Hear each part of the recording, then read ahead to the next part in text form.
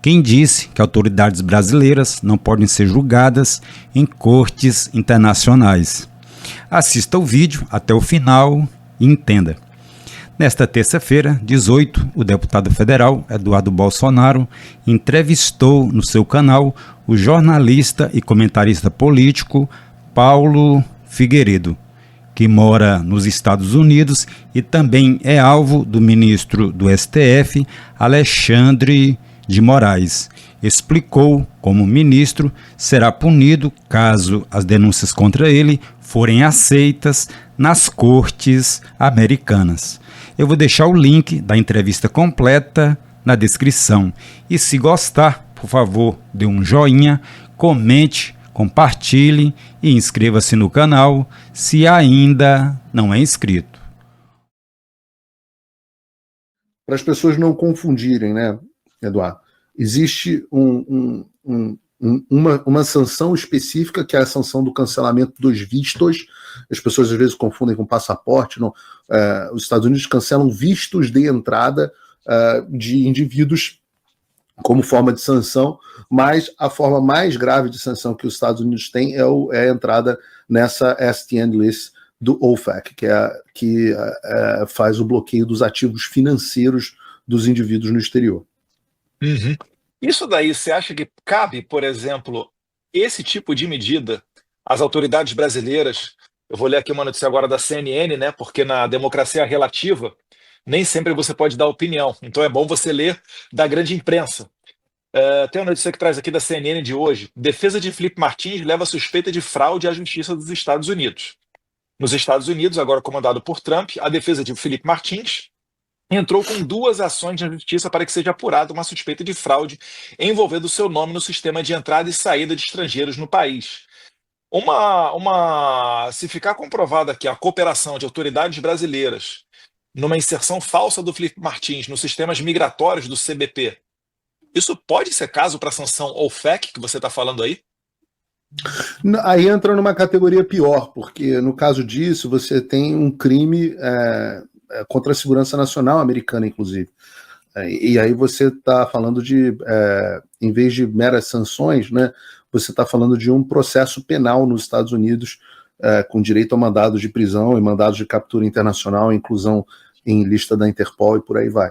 É um caso mais grave do que o caso especificamente do OFAC. A lista do OFAC, normalmente, ela é reservada para indivíduos que violem direitos humanos ou representem alguma ameaça à democracia americana. No caso, o entendimento que eu tenho apresentado nas reuniões que eu tenho tido, e eu sei que você sempre é muito cuidadoso, Eduardo, para de não participar e não pedir sanções especificamente a agentes públicos brasileiros pela tua posição como deputado, mas eu pessoalmente tenho defendido nas minhas reuniões a tese de que o Alexandre já cumpre todos os critérios para fazer parte da lista de sanção da OFAC. Então, esses pedidos devem começar a acontecer nos próximos dias, e a partir daí é uma decisão do Conselheiro de Segurança Nacional do presidente incluir ou não um indivíduo nas sanções OFAC. E é interessante que basta a vontade do presidente ou do Conselheiro de Segurança Nacional, né? No caso, o conselheiro Mike Waltz. Basta a vontade dele para a inclusão na lista das sanções OFAC, desde que, obviamente, você atenda aos critérios legais. A gente tem preparado um material bastante denso para mostrar sistematicamente como o Alexandre se enquadra nesses requisitos. A partir daí a decisão vai ficar com o presidente Trump. Quando o sujeito é colocado nessa lista, significa que ninguém que faça negócio com essas empresas pode estar nessa lista de SN.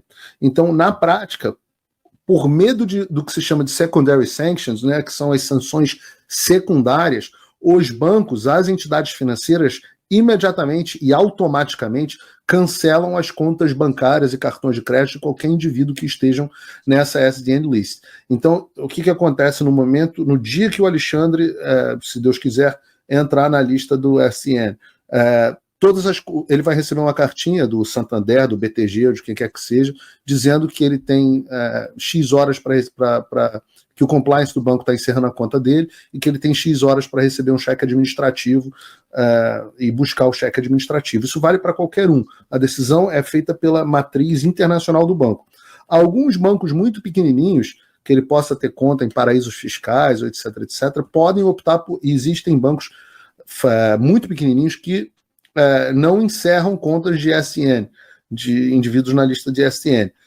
Mas aí o que acontece? O dinheiro do sujeito fica preso. Digamos que ele tenha dinheiro, sei lá, numa BVI, na British Virgin Islands, Ilhas Virgens Britânicas. Digamos que ele tenha dinheiro lá. Esse dinheiro fica automaticamente preso porque ele não pode mais acessar o sistema de transferência internacional chamado SWIFT. Então ele fica desligado do SWIFT e deixa de poder acessar o sistema financeiro internacional. Isso também acontece muitas vezes com parentes que tenham mistura patrimonial, automaticamente. Então, se a mulher tem um grande escritório de advocacia que tem muitos clientes, ela fica impedida de haver comunicação patrimonial entre eles, ou ela também sofre sanção secundária.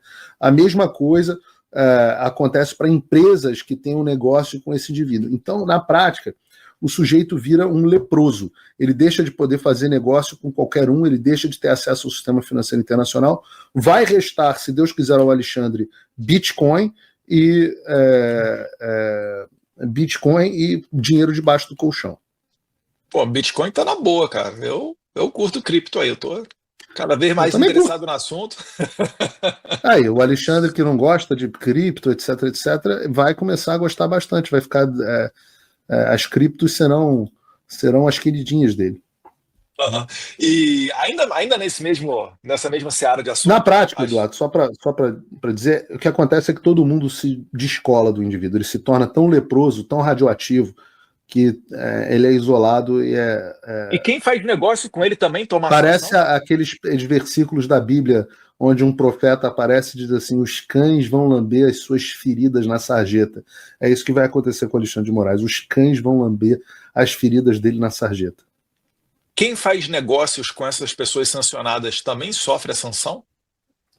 Secondary section list, imediatamente.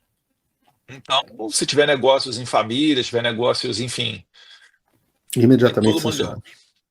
E aí eu vou falar o seguinte... Não adianta. Olha só, a pior coisa que pode acontecer com o indivíduo é melhor você ser enviado para Papuda.